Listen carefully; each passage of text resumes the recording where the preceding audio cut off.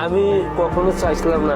রিপন মিয়া, রিপন মিয়াকে নিয়ে বর্তমানে সোশ্যাল মিডিয়ায় এত নেগেটিভ কথা, তারপর কত ধরনের কথা।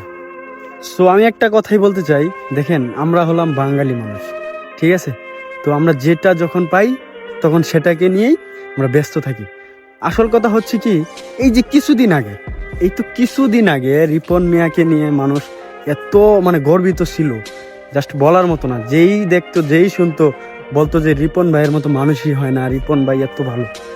আরে ভাই, সে আপনি আজকে বলতেছেন রিপন ভাই খারাপ, রিপন ভাই এরকম, রিপন ভাই সেরকম।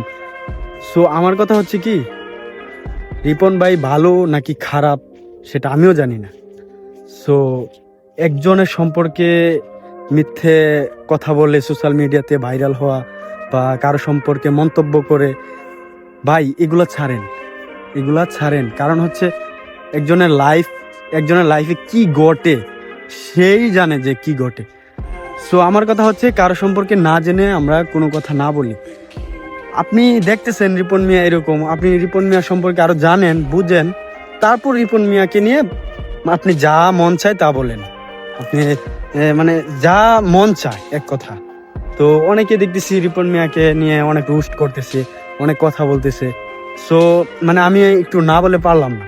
কারণ হচ্ছে রিপন মিয়া আমরা জানতাম ক্যামেরার সামনে যেগুলো দেখায়, আমরা তো জানি যে খুব ভালো, কিন্তু আড়ালে কি করে সেটা তো আর আমরা জানি না, আমিও নিজেও জানি না। সো একজনের সম্পর্কে না জেনে কথা বলাটাই বেস্ট। তো আমার কথা হচ্ছে, আপনি আরো ভালো করে জানেন, বুঝেন, তার সম্পর্কে রিসার্চ করেন, তারপর তাকে নিয়ে ট্রোল করেন। অযথাই একজন মানুষকে ভুল বোঝা, অযথাই একজন মানুষকে গালিগালাজ করা, এটা আসলে ঠিক না ভাই।